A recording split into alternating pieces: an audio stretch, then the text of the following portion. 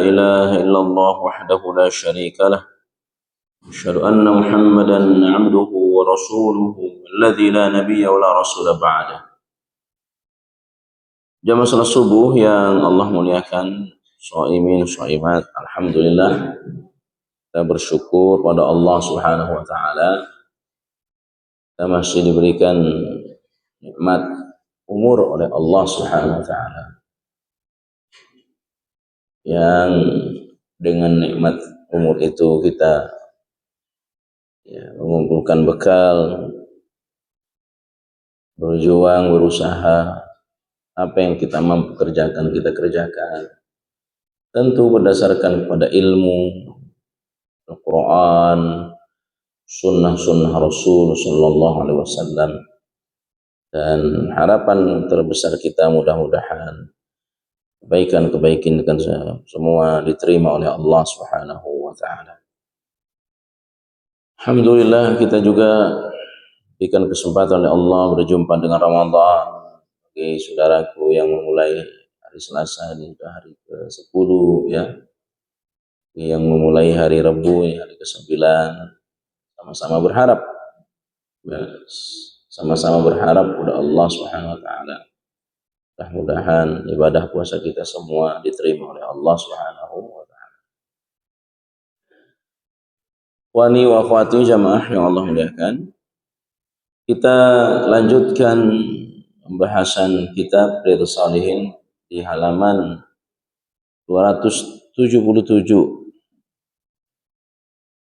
Karena hadis di halaman 276 sudah kita bahas ya, pada bab kewajiban seorang istri kepada suami. Jadi kita lewatkan saja biar tidak ada pengulangan. Hadis ke 306 dari Amr bin Shu'aib dari ayahnya, dari kakeknya. Beliau berkata, ini istimewa ini. Jadi anak, bapak, kakek, semuanya sahabat Nabi. Ini jarang. Makanya mereka disebut dengan radhiyallahu anhum. Kalau untuk satu orang radhiyallahu anhu, untuk dua orang radhiyallahu anhum. Nah ini 3 lapis semuanya sahabat Nabi.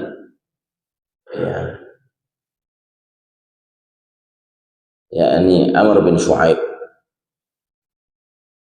Dia berkata, Rasulullah sallallahu alaihi wasallam bersabda, "Murru auladakum bis-shalah wa hum abna'u 7 sinin.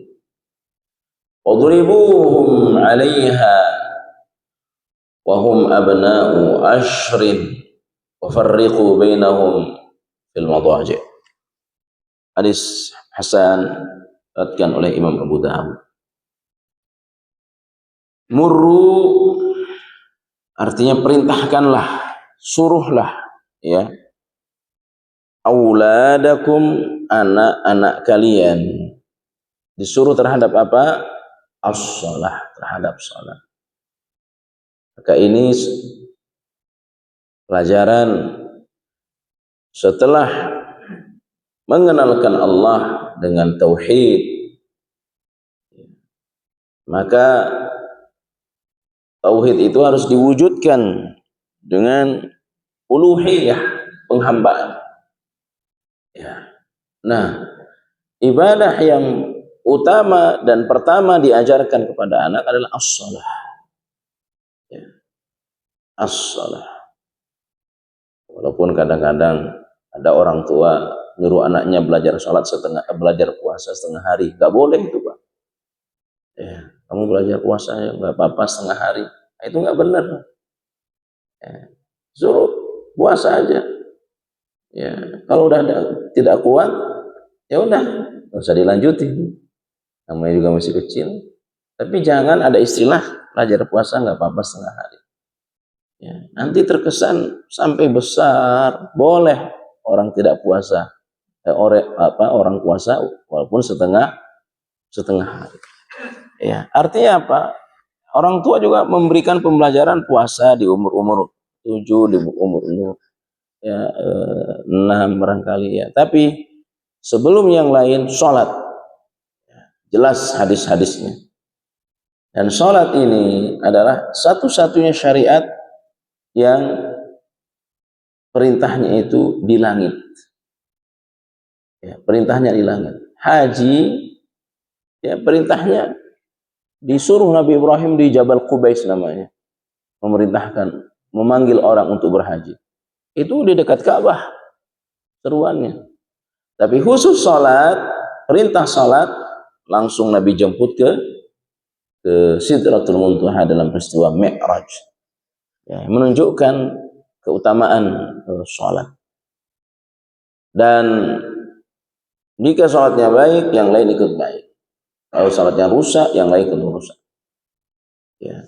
Di hari akhir disediakan neraka khusus bagi orang yang tidak sholat. Ya, ini sakar. Ini adalah perkara neraka yang paling keras, yang paling berat azabnya, ini neraka sakar. Untuk siapa? Lam naku minal musallin, karena dulu kami tidak sholat. Ya. Kita alhamdulillah ini orang-orang yang berikan hidayah. Masih banyak orang-orang yang tidak sholat. Ya, sangat banyak sekali. Makanya saya sudah berpesan terutama kepada para santri, apapun masa depan kalian nanti, saya yakin bisa jadi di antara kalian ada yang jadi nelayan, ya, jangan tinggalkan sholat. Ya, harus demikian kita sampaikan pada anak-anak kita sebagai ya kewajiban. Hadis ini diserukan kepada orang tua. Ya, hadis ini adalah seruan kepada orang tua. Bagaimana orang tua perhatian kepada anaknya dalam hal ibadah, terutama dalam sholat. Yang membedakan mana kafir dengan mana muslim, sholat. Nabi bersabda, inna bainar rajuli wa bainas syirki tarkus sholah. Tahu beda antara muslim dengan kafir, dengan musyrik, ya di sholat. Artinya apa? Orang Islam itu sholat. Ya, orang kafir itu enggak sholat ya. Kalau ada orang Islam tidak sholat, ini Islam apa kafir? Ya, nggak jelas. Ya. Kemudian, wani ukhwati jamaah yang Allah, terkait tentang pentingnya sholat. Sholat kenapa kita kerjakan? Karena dia dapat membentuk kepribadian kita jadi orang baik. Ya.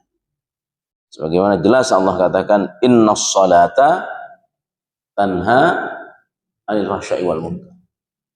Ya, itu pasti. Cuman ya, sholat itu secara keseluruhan ibadah itu bukan soal sah saja. Ya, bukan soal sah. Contoh saja puasa. Puasa kalau sudah ya imsak itu azan. Bukan waktu imsak 10 menit, bukan.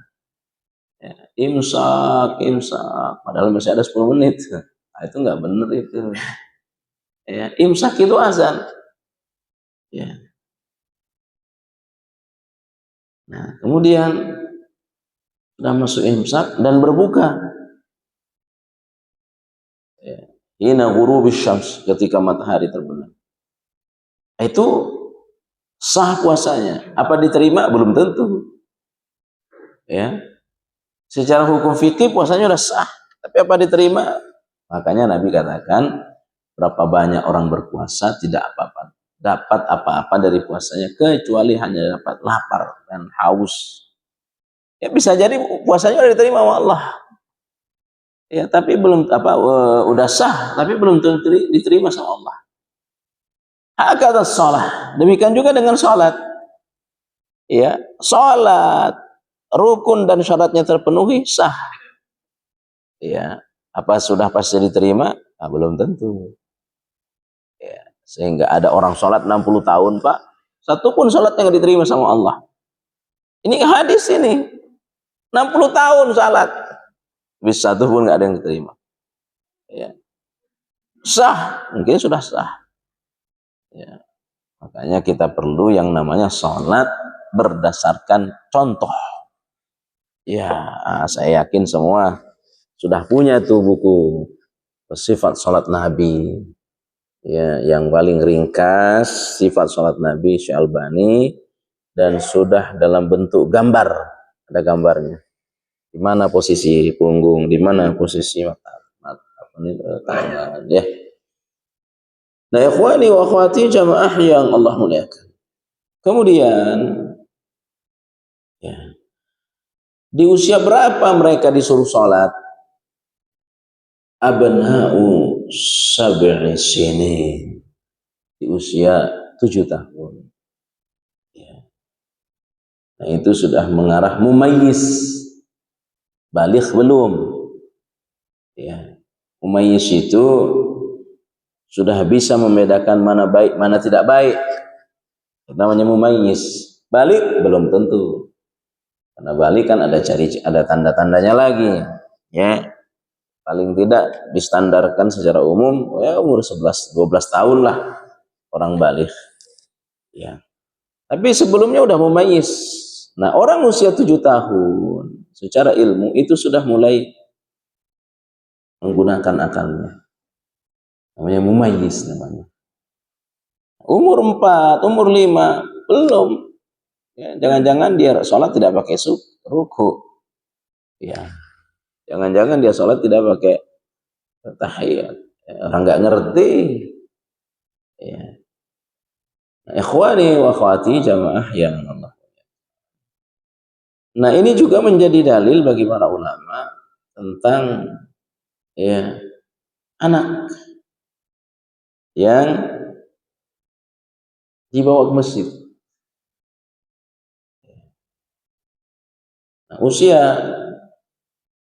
tercepat anak dibawa ke masjid 7 tahun. Dalam pendidikan. Kenapa? Tadi 7 tahun sudah mulai ngerti dia.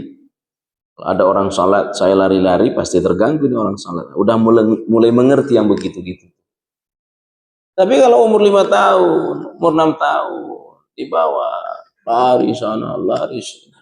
Ya, gak ngerti dia. Ini mengganggu apa? Yang penting dia happy aja udah. Kan dunia anak begitu, Pak. Yang penting dia ya senang sama dirinya. Orang terganggu nggak peduli dia. Ya, itu anak kecil. Nah, umur 7 tahun udah mulai mengerti, maka usia 7 tahun, umur 7 tahun sudah boleh diajak ke masjid. Ya. Nah, di bawahnya itu cukup sangat dihindari. Ya, nah, sekarang ini bukan hanya 7 tahun, 10 tahun juga masih banyak bercanda. Sholat tarawih misalkan. Ya, ini imam sedang sholat, dia main HP di belakang. Ya, banyak. Karena kita keliling ya, selama Ramadan itu kan keliling, jadi tahu begitu. Ya, nah, ini kekeliruan dalam sholat tarawih, ini kekeliruan. Ada orang sholat tarawih, Pak, ini nyambung di luar dikit, tapi kan masih dalam bab sholat. Ada orang sholat tarawih bersama imam. Ya, imam udah waladhdallin masih jadi ngobrol. Ya. Kemudian baca surah, baru hampir selesai surahnya, nah, dia masuk ikut. Nah, ini nggak benar. Jadi ketika Nabi katakan man qama ma'al imam hatta yansarifa faka'annama shallaya. Siapa yang salat bersama imam sampai selesai, maka salatnya itu seperti salat ya 12 jam. Padahal salatnya 1 jam. Tapi nilainya 12 jam. Ini ada hanya di bulan Ramadan. Hanya di bulan Ramadan. Tapi ada orang, dia baru mau bergabung ke imam, kalau imamnya udah mau ruku.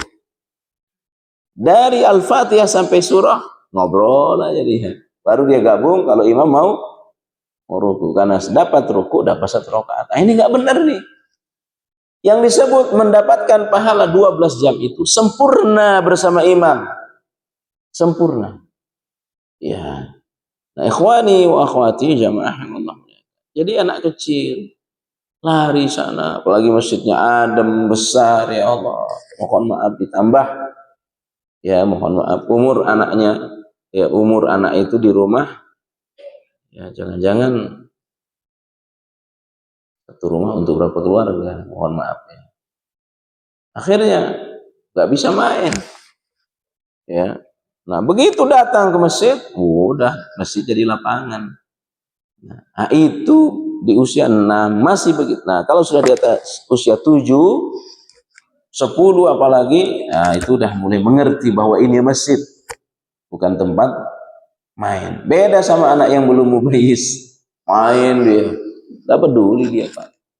Yang penting asik aja dengan dunia. Ya. Jadi diajarkan usia 7. Wadribuhum 'alaiha. Umur 10 tidak sholat, ya. Jadi 3 tahun terus diajar, terus dibimbing selama 3 tahun. Sampai tahun ke-10 anaknya tidak sholat, pukul. Ini sama dengan pendidikan kepada suami kepada istri. Ya, ketika ada istri membangkang atas suaminya, maka ada tahapan-tahapan untuk memperbaikinya. Yang pertama adalah mau'izah, peringatan. Mau'izah tidak kuat, rubah istrimu dengan yakni dihajar. Hajar itu artinya diasingkan dari tempat tidur. Ya, suami tidur di mana, istrinya tidur di mana. Boleh itu. Ketika istrinya nusus, apa nusus? Membangkang. Diasingkan. Waduh, nggak ngerti juga nih perempuan nih. Ya, merasa bebas deh. Ya, akhirnya tahap yang ketiga adalah wadribuhunna, dipukul, dihajar. Ya. Di pertama nasihat, kemudian yang kedua dihajar, ditinggal, ya, pisah ranjang dalam beberapa sampai baik. Nah, yang terakhir adalah dipukul. Tetapi pukulannya sama dengan pukulan hadis ini. Ya. Wadribuhum 'alaiha. Pukul anak-anakmu di usia 10 tahun tidak mau sholat, pukul. Tapi ingat, pukulan pendidikan. Bukan pukulan emosi, bukan. Pukulan pendidikan. Ya.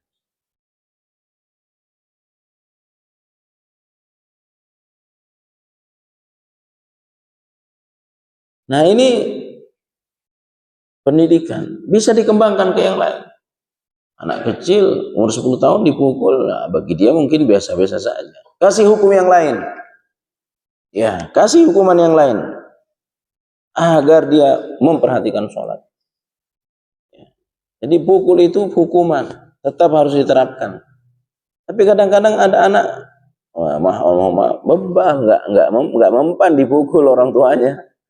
Ya, cari hukuman lain yang bisa membuat dia jerah sehingga rajin untuk sholat.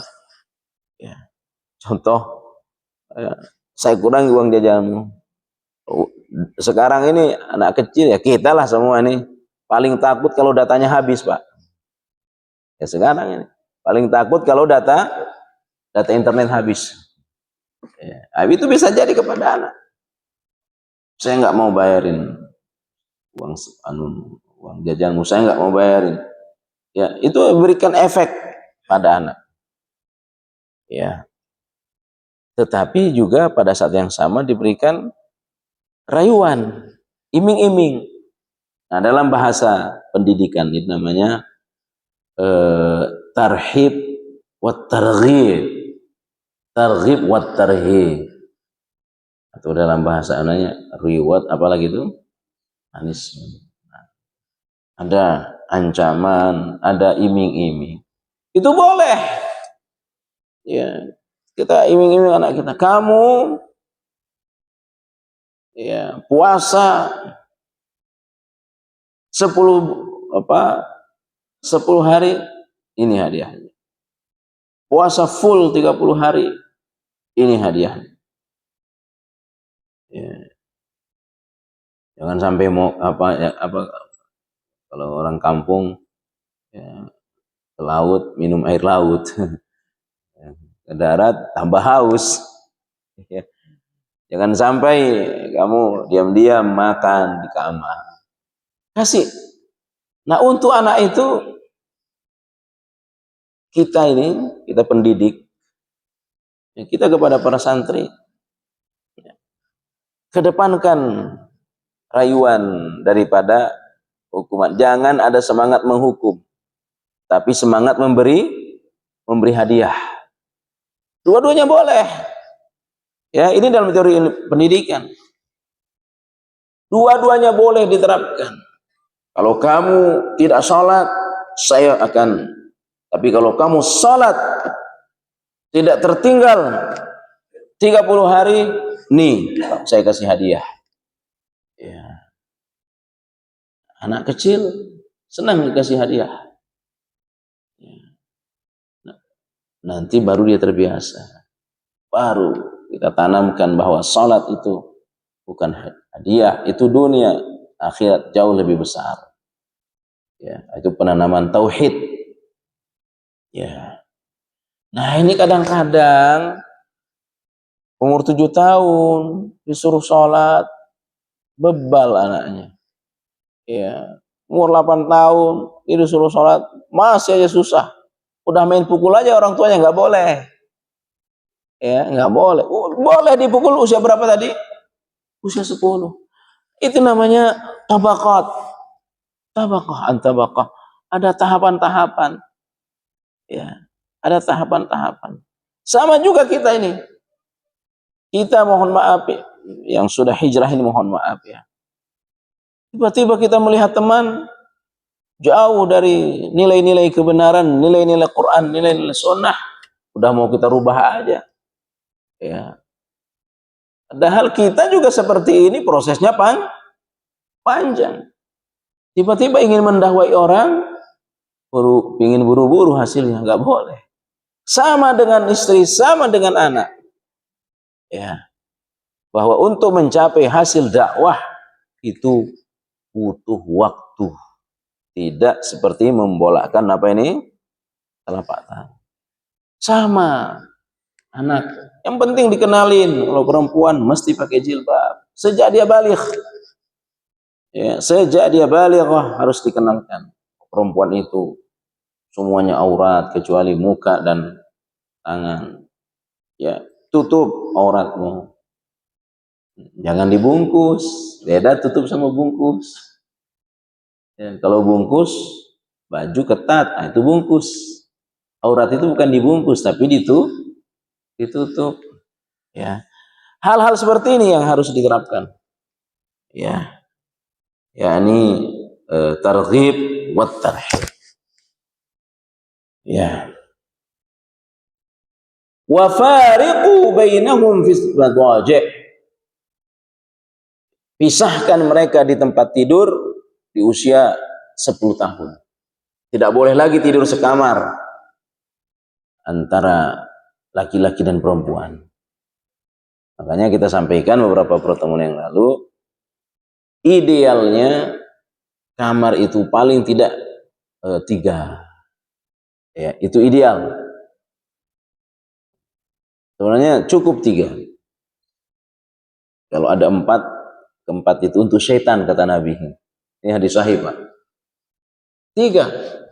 1 kamar bapak ibu, 2 kamar anak lelaki, nah yang ketiganya untuk anak perempuan. Ya. Itu ideal. Cuma kan mungkin ada keterbatasan ekonomi, ada keterbatasan. Ya. Jadi ketika umur 10 tahun tidak boleh lagi tidur serancek di kamar. Harus dipisah.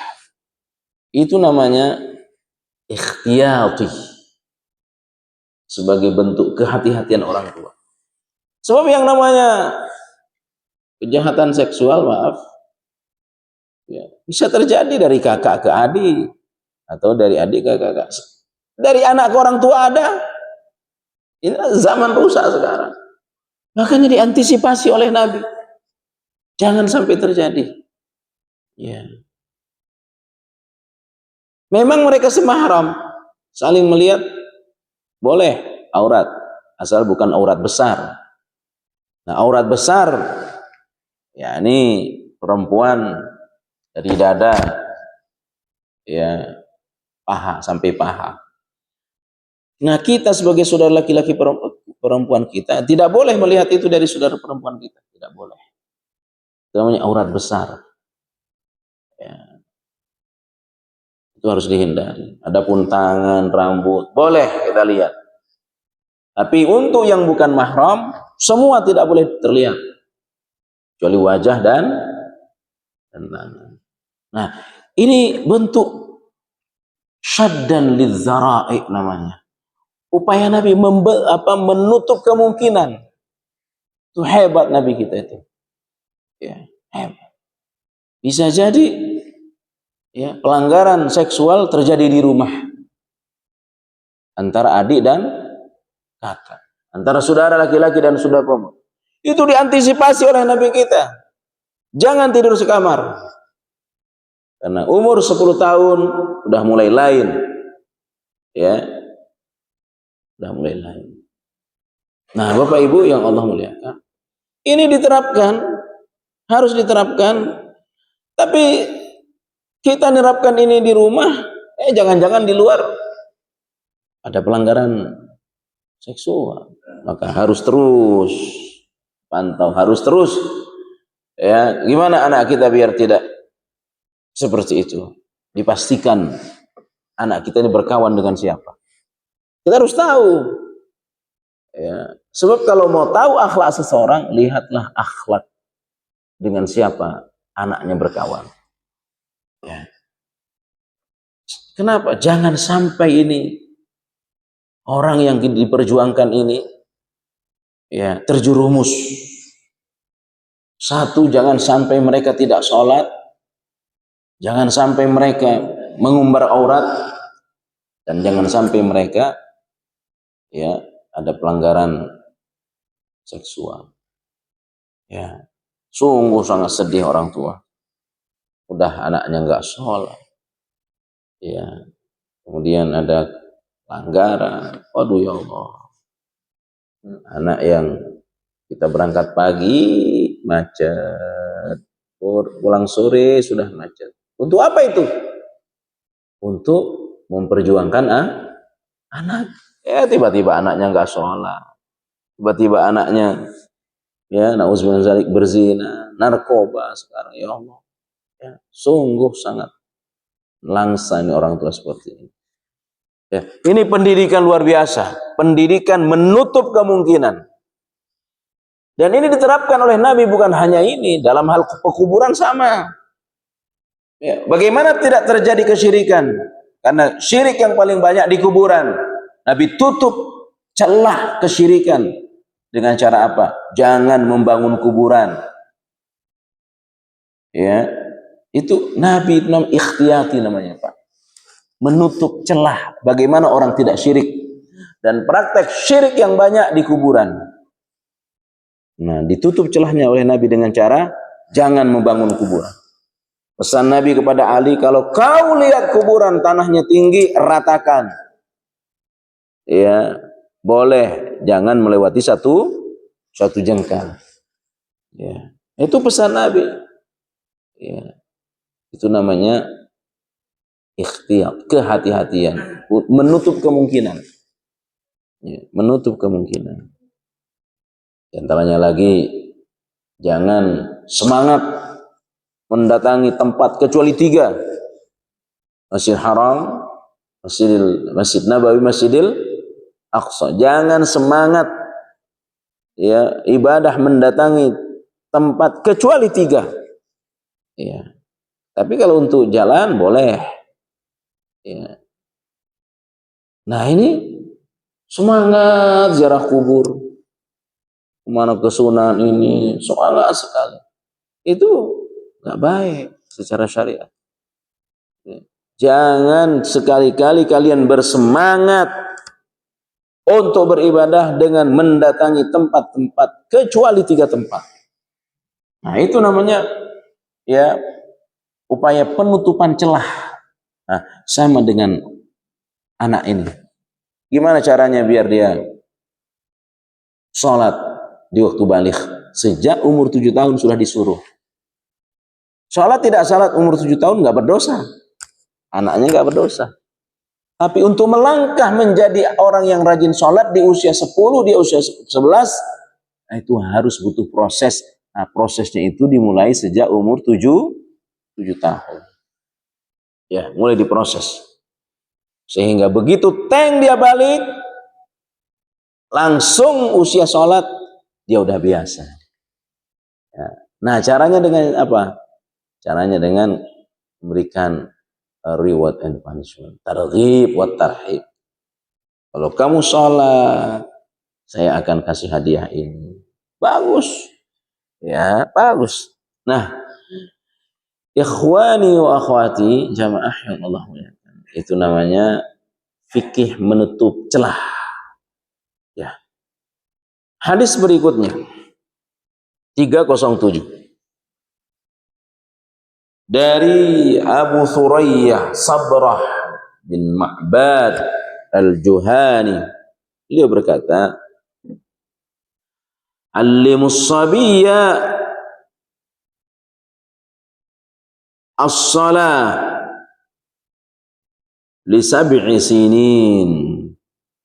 Li sab'i sinin. Allimus sabiyya as-salah li sab'i sinin. Wadribuhu 'alaiha ibna ashri sinin. Ya. Sebenarnya maknanya hampir sama. Ya. Maknanya hampir sama. Allimu as-sabiyya, ajarkan anakmu salat di usia 7 tahun.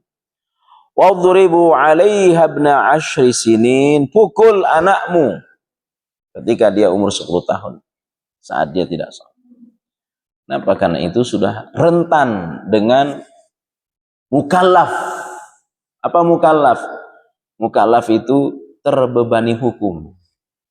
Usia 10 tahun. Ya. Itu udah hampir terbebani hukum. Kapan terbebani hukum? Ketika mukallaf. Ketika dia balik. Ya. Umur 11 tahun baru disuruh sholat. Nggak benar. Dari 7 tahun. Ya. Hadis berikutnya dari Abu Daud hampir sama.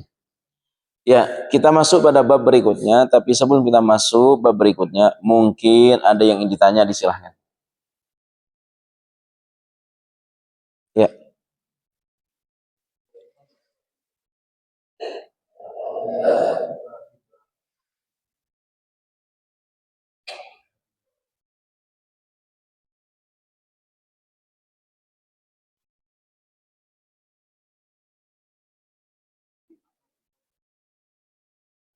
Berjamaah. Kecuali di masjid itu ada kuburannya, maka kita tidak usah sholat di situ. Kita membeli sholat di tempat tujuan. Ya. Tapi kalau sifatnya bid'ah, ya, yang tidak mengarah kepada syirik, ya, maka tidak apa-apa sholat di situ, meskipun diimamin oleh imam yang dia juga adalah pelaku bid'ah, boleh. Ya. Tapi kalau sudah perbuatan syirik, ya, maka tidak boleh kita sholat di situ. Termasuk kalau ada masjid, ada kuburannya, kita jangan sholat di situ. Ya, dan banyak di Jakarta ini banyak masjid-masjid yang di belakangnya ada kuburan. Itu jangan sholat di situ. Ada yang lain silakan. Tidak ada, kita lanjutkan lagi. Masih ada waktu. Syuruk berapa? Hah? Masih ada waktu. Ya. Ada pertanyaan lagi, Pak? Ya. Bab ke-39. Hakul jiwar. hak bertetangga dan wasiat untuk berbuat baik kepadanya. Ya. Ini panjang dibahas di dalam kitab Al-Adabul Mufrad. Hadis-hadis khusus atau riwayat khusus tentang tetangga. Ya, tentang tetangga. Nah, Nabi sebutkan arba'atun minas sa'adah. Ya, 4 dari kebahagiaan. Ya, siapa yang punya 4 itu, maka dia akan bahagia. Ya. Yang pertama adalah pasangan yang baik. Orang punya pasangan baik. Ya, suami punya istri baik, istri punya suami baik, itu bahagia.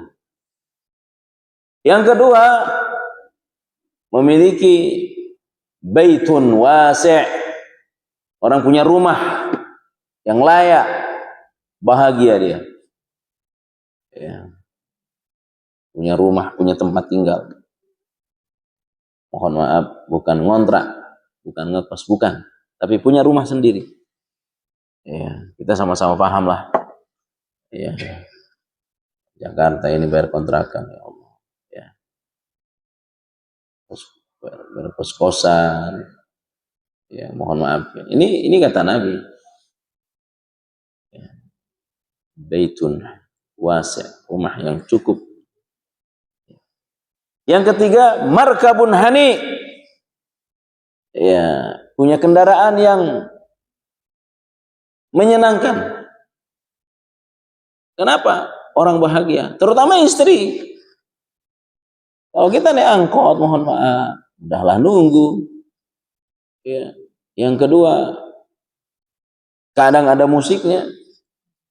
Yang ketiga, bukan hanya kita yang naik, ada orang lain. Yang di situ ada perempuan, pakainya nggak benar. Waduh, ya Allah, berat itu. Ya, berat. Nunduk aja kita. Yang nakal dikit ngelirik. Nah, itu pengkhianat. Jadi ada istilah dalam Quran, Pak, ya. Orang yang sangat pengkhianat. Ya. Di dalam Al-Quran Allah sebutkan tentang pengkhianat yang kadang kita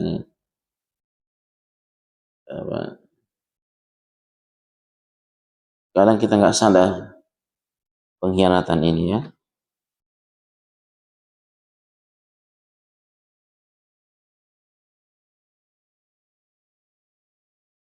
Allah sebutkan Ghafir ayat 19. Ya. Quran surah Ghafir ayat 19. Ya. Ini pengkhianat, ini pengkhianat. Apa itu? Pengkhianat mata. Pengkhianat mata. Apa pengkhianat mata, Pak? Pengkhianat mata itu artinya dia terlihat oleh orang ghaddul basar. Ya, nggak mau ngelihat lawan jenis, nggak mau. Tapi di saat orang tidak ngelihat, dia ngelirik perempuan yang dia tidak mau lihat karena dilihat oleh orang banyak. Dia malu melihat perempuan itu, maka dia tundukkan pandangannya. Tapi sesekali dia ngelirik, itu pengkhianat. Surah apa tadi? Khiyanatul a'yuni namanya. Pengkhianat mata. Pengkhianat mata. Dari. Nah, itu kan kadang-kadang terjadi di kendaraan, di bis. Apalagi apa ini? Yang panjang apa nih? Kereta. Tapi kalau kita punya sendiri, ya, yang mobil sendiri, nyaman, istri bisa buka cadar, bagian cadar, ya, bahagia, ya, bahagia. Oh, sekarang ada online, tetap tidak baik. Ya, tetap tidak baik. Ya. Kalau saiknya perempuan gimana? Kalau istri mau kemana, dipesenin, yang rata-rata supirnya laki-laki, banyak kasusnya. Maka ini yang ketiga, markabul hani, kendaraan yang nyaman. Nah, yang keempat adalah tetangga yang baik. Tetangga yang baik. Rumah punya, pasangan yang baik punya, kendaraan yang menyenangkan punya. Tetangganya nggak benar, ya, tetangganya nggak benar, pasti nggak bahagia, Pak. Ya, pasti nggak bahagia. Makanya yang paling nyaman itu tadi tuh, punya tetangga yang baik, masjid, rumah dekat masjid, masjidnya tidak berisik, waktu-waktu sholat, itu orang yang sangat bahagia dalam hidupnya. Ya, rumah dekat dengan masjid, ya, tetangganya baik-baik, masjidnya tenang, tidak berisik. Ya, nah itu insya Allah pasti bahagia. Ya, jadi 4 orang akan bahagia. Salah satu di antara adalah di dalam pembahasan kita ini bagaimana terhadap tetangga. Yang tetangga itu terhadap diri kita punya hak. Ya. Nah, ketika mereka memenuhi hak, ya, maka dia akan mendapatkan hal yang baik. Ya. Nah, termasuk tetangga punya hak dari kita. Nah, itu harus dipenuhi. Ya. Ada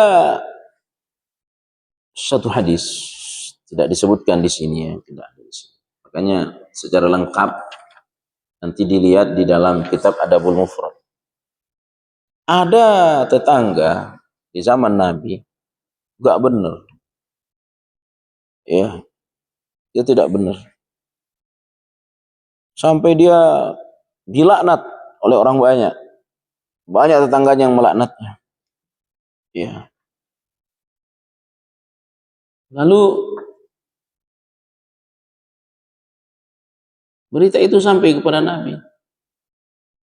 Ya. Luar biasa pelajaran Nabi. Ya. Kata Nabi, ambil pakaianmu, buang ke depan rumah dia, buang ke jalan. Nah, kenapa ini? Kata orang-orang, ini tetangganya jahat. Oh, jadi dilaknat dia, Pak. Tetangga yang jahat itu dilaknat. Itu terjadi di zaman Nabi. Ya, tetangga yang tidak baik. Nah, karena itu wajib bagi kita sebelum kita menuntut hak kita sebagai tetangga, kita harus penuhi kewajiban kita. Ya. Dasar utamanya terhadap tetangga, bagaimana saya menebar kebaikan dan bagaimana kalau saya ada hal yang tidak baik, ya, tidak sampai ke tetangga. Itu konsepnya. Ya, saya sarankan nanti baca secara lengkap dalam kitab Al-Adabul Mufrad. Banyak sekali hadis-hadisnya. Di dalam sini tidak secara lengkap, ya. Hadis pertama dari Aisyah, dari Umar dan dari Aisyah, halaman 273. Ma zala Jibril yusini bil jari hatta wanantu annahu yuwarrithuhu. Jadi malaikat Jibril sering datang kepada Nabi. Muhammad, berbuat baiklah kamu kepada tetanggamu. Datang lagi, Muhammad, berbuat baiklah kamu kepada tetanggamu. Sampai saya mengira bahwa tetangga saya itu menjadi penerima ahli waris. Ya, saya mengira. Tentu ini hal yang tidak mungkin karena ada namanya al-mawaris, orang-orang yang berhak menerima waris. Ya, Ya, kalau tetangga nggak ada haknya. Orang miskin nggak ada haknya dari waris. Hibah boleh, hadiah boleh. Tapi saya mengira bahwa tetangga itu akan menjadi ahli waris saya. Ya, kenapa? Betapa seringnya Nabi kita mengingatkan Nabi tentang keharusan berbuat baik kepada tetangga. Ya, saya kira cukup kajian kita Pak hari ini. Mungkin ada yang ingin ditanya? Ya, kalau tidak ada, ya silakan. Assalamualaikum warahmatullahi wabarakatuh.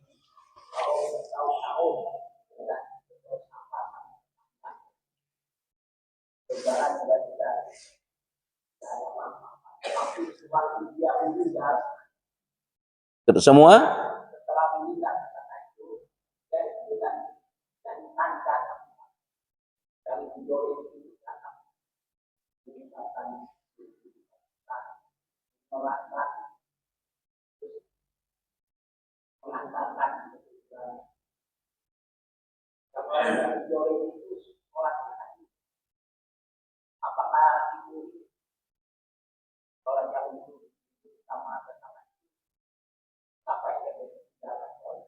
ya. Dua orang yang bermasalah kata Nabi, ya, yang paling baik dari keduanya siapa yang lebih dulu menyapa? Dua orang bermasalah, mengaku diri salah gak ada yang mau. Pasti itu Pak. Karena gengsi. Ya, karena gengsi, merasa dirinya benar. Pasti. Orang kalau sudah bermasalah, udah dia yang salah. Oh enggak, kamu yang salah. Ya. Tapi tiba-tiba ada dari keduanya lebih dulu menyapa. Assalamualaikum, maafkan saya. Ya, saya salah. Waduh bukan, saya yang salah. Nah dialah yang paling baik. Nah, ini selama hidupnya nggak pernah tegur sapa. Baru dia datang ketika meninggal. Ya, ikut sholatnya benar. Tapi tidak bertegur sabarnya salah. Dua orang, kata Nabi, tidak bertegur sapa lebih dari 3 hari 3 malam karena marah, ya, itu haram hukumnya. Ketika dia meninggal, ya, di atas 1 tahun, meninggal di atas 1 tahun, artinya sudah 1 tahun dia tidak bertegur sapa, meninggal, maka itu sama dengan membunuh, kata Nabi. Ya. Sebelum setahun, misalkan udah 1/2 tahun nih nggak bertegur sapa, salah satu di antaranya meninggal, belum baikan, dua-duanya dilaknat oleh Allah. Dua-duanya dilaknat. Orang yang tidak bertegur sapa. Ya, demikian. Ada yang lain? Silakan.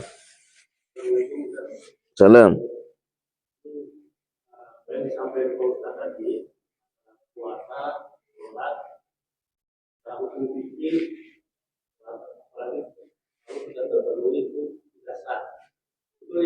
Betul. Pertanyaan saya, sholat dan puasa itu diterima oleh Allah. Apa ya Pak? Iya. Ada orang sholat 60 tahun, tapi satu pun sholatnya tidak diterima oleh Allah. Ya. Satu pun sholatnya tidak diterima oleh Allah. Dia bukan orang yang ria, tidak ada keterangannya dia ria. Dan sudah terpenuhi yang lain. Tapi ada yang tidak terpenuhi. Cara rukuknya nggak benar. Cara rukuknya. Atau rukuknya benar, sujudnya tidak benar, atau sebaliknya. Dia sudah ikhlas, 16 rukun dalam salat dia sudah kerjakan, tapi cara rukuknya tidak sesuai cara rukuk yang diajarkan. Satu pun sholatnya tidak diterima. Pertama. Ada orang puasa anil akli wasyurbi, anil jima'i. Dia puasa tidak makan, dia puasa tidak minum, dia tidak puasa dari menjima istri. Tapi bohong. Tapi melihat foto-foto haram, menggibah orang, sah puasanya. Tapi hanya dapat lapar dan haus, tidak dapat pahala. Ya, tapi secara hukum fikih sudah sah. Ya, dia puasa bohongin orang, dia puasa mata jelalatan kemana-mana, tidak ada yang dia dapat dari puasanya kecuali hanya lapar dan haus, kata Nabi. Ya, jadi yang menyebabkan dia tidak diterima adalah kaifiyah, cara dari perbuatan. Cara dari perbuatan. Kalau salat, cara salat Nabi. Kalau puasa, cari puasa Nabi seperti apa. Inilah sebabnya. Nah, oleh karenanya doa yang paling sering kita baca adalah doa minta agar ibadah kita diterima oleh Allah Subhanahu wa taala. Demikian. Ada yang lain?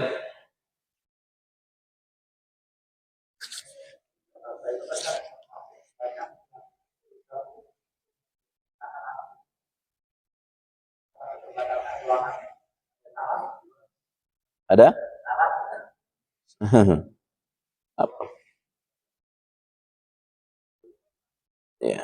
Sarannya satu, kalau sudah layak cepat dinikahin. Ya, kalau belum balik, ya apa sarannya? Dipondokkan, dipondokkan. Ya, dipondokkan. Pondok mahal.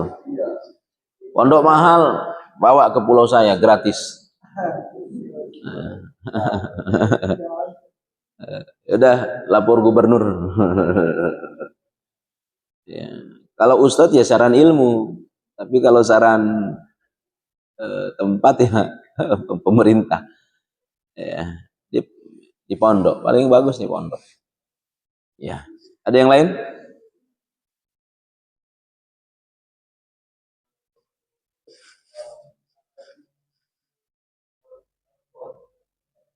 Mazhab.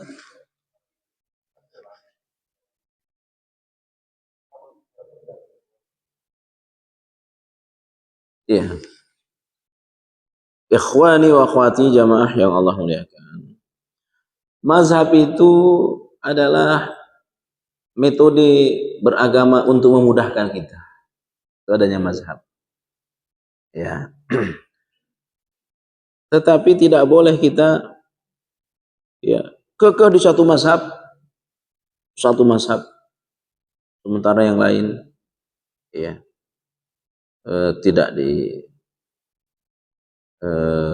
digunakan, karena ada dalam satu mazhab yang diikuti itu, contoh pengikut Syekh Utsaimin bin Taimiyah, ya Syekh Utsaimin bin Taimiyah bacaan bacaan Quran untuk orang sudah meninggal dunia bisa sampai kepadanya.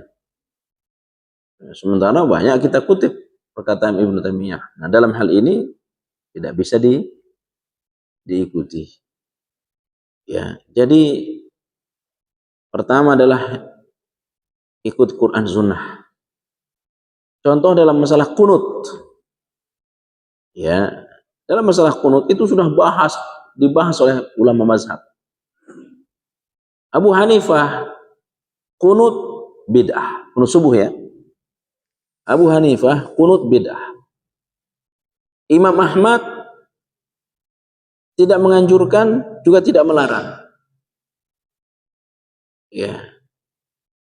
Kemudian Imam Malik ya sebaiknya ditinggalkan.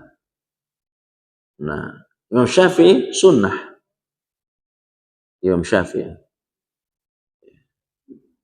Kalau Imam Malik sebaiknya ditinggalkan, tapi sesekali boleh. Ya. Kalau saya sendiri, penuh sumuh bid'ah. Ya. Saya berbeda dengan Imam Syafi'i. Tapi ada hal yang lain yang saya ikuti kita ikuti Imam Syafi'i. Tidak semua kita tolak dari Imam Syafi'i. Ada hal lain yang kita ikuti. Apa? Dalil yang kita ikuti. Tapi dimudahkan oleh Imam Syafi'i. Apa ya? Imam Syafi'i berpendapat bahwa tidak sampai baca Quran kepada orang yang sudah meninggal. Itu Imam Syafi'i itu yang berpendapat. Bahwa bacaan Quran orang yang hidup diniatkan kepada yang sudah meninggal, mazhab Syafi'i mengatakan tidak bakal sampai. Ya, dalam hal ini kita cocok dengan mazhab Syafi'i. Tapi dalam masalah kunutnya kita tidak sependapat.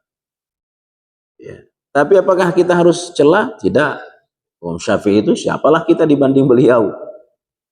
Imam Syafi'i baca Quran bulan Ramadan khatam 60 kali. Saya siapa? Ya, tapi kenapa kita menolak? Karena kita punya pegangan yang lain, ulama yang lain. Nah, ulama itu berdasarkan kepada hadis. Ya. Contoh,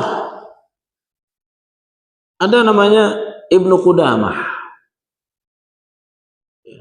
Ibnu Qudamah mengatakan hadis yastahilluna al-hira wal ma'azib, akan datang satu zaman di mana orang-orang menghalalkan alat musik.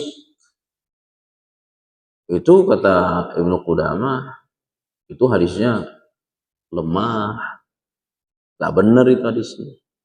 Tapi mayoritas ulama ya mengatakan hadisnya sahih. Wah, saya ikut mazhab atau ulama Ibnu Qudamah aja, karena ada yang membolehkan alat musik. Ya, tapi lihat mayoritas dari ulama. Mayoritas ulama dulu itu mengatakan hadisnya sahih. Jadi mana yang lebih kuat? Sehingga dalam masalah mazhab itu bukan mana yang benar, tapi mana yang lebih kuat. Ya. Di satu sisi kita ikut Imam Syafi'i, tapi dalam hal yang lain kita ikut Imam Ahmad, kita ikut Imam Malik. Ya. Kalau mazhab Hanafi, jangan heran kita di Mekah, di Madinah ada orang sholat Allahu Akbar, nggak di sini tangannya, ya dilepas. Oh ini Syiah ini, nah, bukan, itu mazhab Hanafi. Ya, itu mazhab Hanafi. Banyak itu orang sholat di Mekah seperti itu. Jadi Allahu Akbar, Alhamdulillah. Di sini aja tangannya. Ya. Nah, kita lihat Nabi gimana hadisnya. Ya, jelas Nabi tangannya posisinya di dada. Posisinya di dada. Nah, terjadi perbedaan. Bagaimana selepas ruku? Di mana posisi tangan setelah ruku? Ada yang sedekat, ada yang irsal. Ya, ini terjadi perbedaan pendapat lagi. Kalau mazhab Hambali di sini sesudah ruku. Jadi sami Allahu liman hamidah. Ya, mazhab Hambali di sini. Tapi jumhur irsal, lepas tangannya. Ya, Malik, Syafi'i, Hanafi. Sami Allahu liman hamidah. Nah, itu. Tapi kalau Imam Ahmad di sini.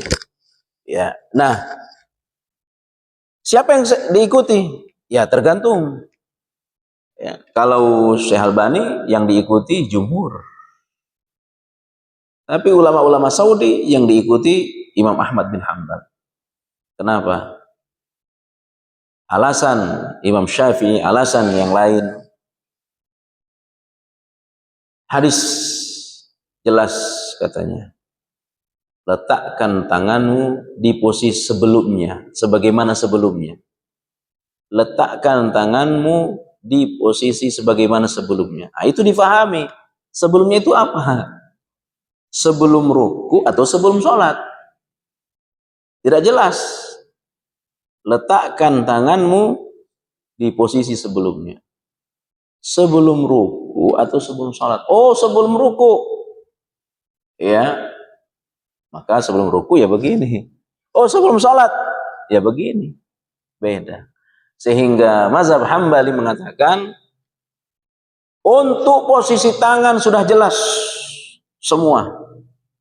Sudah jelas semua posisinya. Posisi tangan ketika sujud di lantai. Posisi tangan ketika duduk di antara dua sujud di paha. Posisi tangan ketika berdiri adalah di dada. Maka ini namanya perbedaan pendapat. Boleh. Mau yang begini, mau yang begini, boleh. Ya. Sekarang bacaan basmalah. Al-Fatihah. Ya. Mazhab Syafi'i dikeraskan, namanya jahar. Tapi jumhur sir. Ya. Nah, sekarang kembali ke hadisnya. Kembali, banyak sahabat yang tidak mendengar Nabi membaca bismillah. Tapi ada sahabat yang mendengar Nabi baca bismillah. Ternyata yang mendengar itu adalah orang yang di belakang Nabi. Ya. Yang jauh. Ya. Kan waktu Nabi masih hidup sudah banyak jumlah sahabat. Ya. Jadi tidak bisa kita berdiri di satu mazhab, tapi berdiri di semua mazhab dengan berdasarkan kepada dalil. Ya, berdasarkan kepada dalil. Ya. Demikian. Ada yang lain? Cukup lah ya. Demikian kajian kita hari ini. Ini barangkali kajian saya terakhir di bulan Ramadan, karena mohon doanya tanggal 3 Maret saya akan berangkat umroh ya. Mohon doanya, mudah-mudahan perjalanan kami dimudahkan oleh Allah Subhanahu wa taala, kurang lebih 16 hari ya. Barakallahu fiik.